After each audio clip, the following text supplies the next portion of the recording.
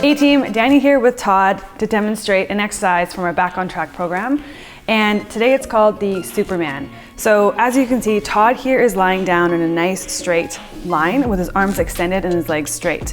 We're gonna go through a few quick variations of how you can make this exercise easier or harder. The first variation is just simply lifting your opposite arm and your opposite leg. So what he's gonna do first is gonna create some tension in his core to brace, to protect that back, and then just lift up his left arm and his right leg, squeezing all the muscles on the back side here, and then lowering down nice and smooth. Making sure it's not thrusting the motion up, it's smooth and controlled.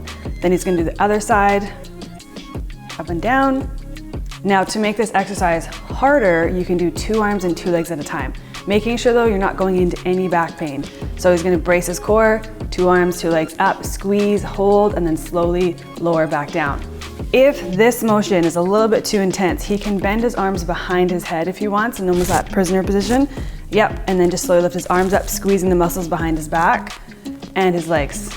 So there's 3 kind of options here to help make this Superman exercise attainable for you. You can do single arm, double arm, or arms bent, and hopefully that will help you strengthen your backside muscles to help protect that back.